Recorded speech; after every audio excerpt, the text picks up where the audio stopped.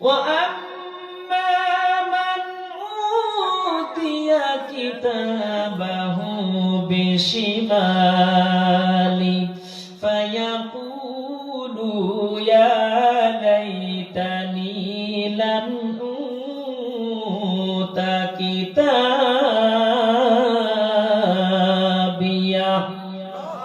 الله أكبر কিয়ামতের কঠিন বড় ময়দান যেদিন কায়েম হয়ে যাবে, মানুষ দুই দলে বিভক্ত হয়ে যাবে। কেউ ডানের দল আর কেউ কথা বলেন বামের দল। আমরা কোন দলে থাকতে চাই? এটা দুহাত তুলে বলেন, কোন দলে থাকতে চাই? ডাইনপন্থী। ও প্রিয় ভাইরা আমার, আল্লাহ রাব্বুল আলামিন বলেন ওই কিয়ামতের কঠিন ময়দানে মানুষকে দুই দিক থেকে আমলনামা দেয়া হবে। সম্মানিত যারা নেককার পরহেজগার যারা সুসম্মানে তাদেরকে সামনে থেকে আহলান সাহলান করে ডান হাতে আমলনামা দেয়া হবে। অপরদিকে যে ব্যক্তি বদকার, যে ব্যক্তি আল্লাহর দ্রোহী, খোদার দ্রোহী, কোরআন থেকে দিন থেকে পিছে ছিল, কোরআন মানেনি, জীবনে কোরআন ধারণ করেনি, এই ব্যক্তির আমলনামা দেয়া হবে পিছন দিক থেকে, তার বাম হাতে। কোন হাতে? বাম হাতে। প্রিয় ভাইরা আমার, বাম হাতে পিছন দিক থেকে কেন দেয়া হবে? এই ব্যক্তিকে আমলনামা দেওয়ার জন্য যখন বাম হাতে দেওয়ার জন্য যখন বাম হাত বাড়াও বলা হবে, বাম হাতে আমলনামা গ্রহণ করবে না। আমলনামা গ্রহণ না করার কারণে এই হাতটা আস্তে আস্তে করে গোটাইতে থাকবে। হাত আস্তে আস্তে করে গোটাইতে গোটাইতে সে যখন তার পেটের কাছে যখন তার হাতখানা নিয়ে চলে আসবে, তখন আমলনামা কানা হাতের মধ্যে দেওয়ার জন্য তার কাছে নিয়ে যাওয়া হবে। আমলনামা সে বাম হাতে নিবেই না। আমলনামা সে জানে বাম হাতে যদি একবার নেওয়া হয় জাহান্নাম ছাড়া কোনো উপায় নাই। ওই মানুষটি বাম হাতে আমলনামা নিবে না। আমলনামা না দেওয়ার কারণে আস্তে আস্তে করে এই হাতখানা পেটের মধ্যে ঢুকে চলে যাবে। নিজের অজান্তে কখন না জানি পেটখানা ছিদ্র হয়ে পিছন দিক থেকে, পিঠের দিক থেকে হাতখানা বের হয়ে যাবে।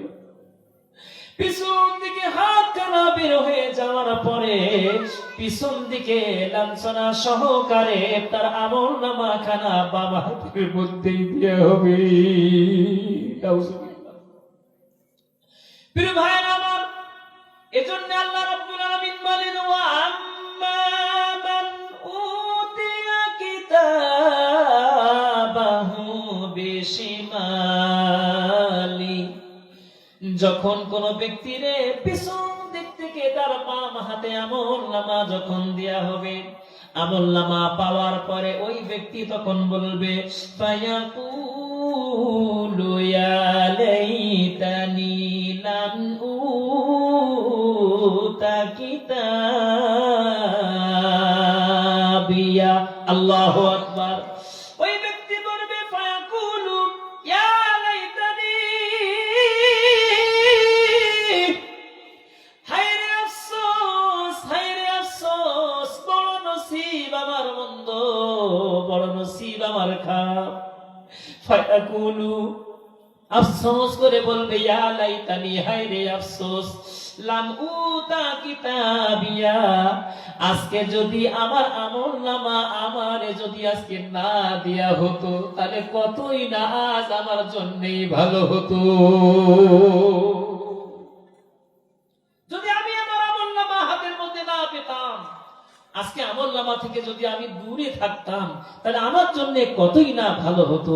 প্রিয় ভাইরা আমার, ওই দিন আফসোস করে লাভ কি হবে? আরো জোরে বলেন। এখন আমলনামা পেতে চাই কোন হাতে? আরো জোরে। ডান হাতে পেতে গেলে বাম হাতের কাজ করে কি পাওয়া যাবে? আরো জোরে বলেন। আমরা দুনিয়ায় বাম হাতি খুব পারদর্শী, বাম পথে চলি, করি, আবার আশা আকাঙ্ক্ষাও করি জান্নাত তো আমিই পাবো। কথা বলেন না কেন? যখন চলি, যখন কথা বলি, যখন আপনার আমার রায়, আপনার আমার ম্যান্ডেট, যখন আমরা মারি, বাম পক্ষে মারি, আর আল্লাহর কাছে বলি আল্লাহ তুমি আমারে জান্নাত দিও। জান্নাতে এত সহজ? মামার বাড়ির ডাল মামির কাছে চাইলাম আর 2 উকড়া আপনারা পাতে ঢেলে দিল। জান্নাতে এত কঠিন, জান্নাতে এত সহজ নয়, জান্নাত অনেক কঠিন। কথা কান ঠিক কিনা? প্রিয় ভাইরা আমার, এবার ওই ব্যক্তি বলবে ওয়ালাম আদরি মা হিসাবিয়া, হায়রে আফসোস, ওয়ালাম আদরি মা হিসাবিয়া, আমি যদি আমার আমল নামা সম্পর্কে, হিসাব সম্পর্কে যদি আজকে আমি না জানতাম তাহলে কতই না ভালো হতো। কিয়ামতের দিন আল্লাহ রাব্বুল আলামিন বলবেন ইকরা কিতাবাকা কাফা বিনাফসিকাল ইয়াওমা আলাইকা হাসিবা, পড়ো তুমি তোমার আমলনামা, তোমার আমলনামা পড়ার জন্য তুমি নিজেই যথেষ্ট। নিজের আমলনামা নিজেকেই পড়া, কথা বলেন না কেন? নিজেকেই পড়া লাগবে। ওই দিন শফিকুল ভাই লাগবে না, উকিল লাগবে না, পেশকার লাগবে না, মুক্তার লাগবে না, কিছুই লাগবে না। যার আমলনামা তাকেই পড়তে।